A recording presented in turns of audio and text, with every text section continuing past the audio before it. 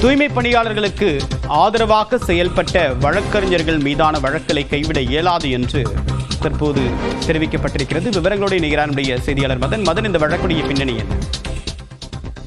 தூய்மை பணியாளருக்கு ஆதரவு தெரிவித்து போராட்டத்தில் ஈடுபட்டதற்காக 6 வழக்கறிஞர்கள் கைது செய்யப்பட்டார்கள்.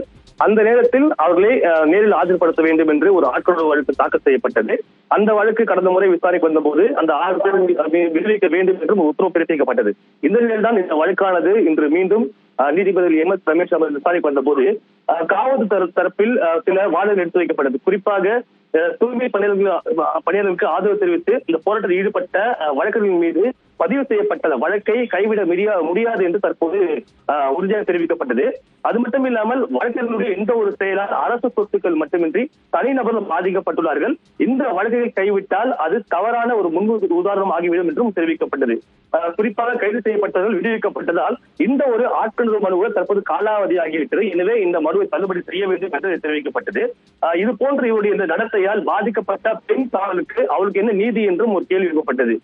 குறிப்பாக வழக்கறிஞர்கள் சட்டத்தை மீறக்கூடாது, ஆனால் இவர் மீறியுள்ளார்கள், அதனால்தான் இவர்கள் மீது இது போன்ற வழக்கு பதிவு செய்யப்பட்டதாக தெரிவிக்கப்பட்டது.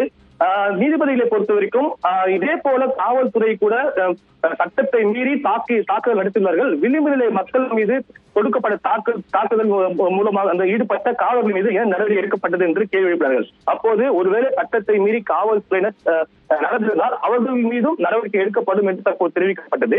இதையடுத்து இந்த வழக்கில் மீண்டும் சட்ட நேரத்திற்கு இந்த விசாரணையான தள்ளி வைக்கப்பட்டுள்ளது. தேவப்பிரியன், விரிவான தகவலுக்கு நன்றி மதன்.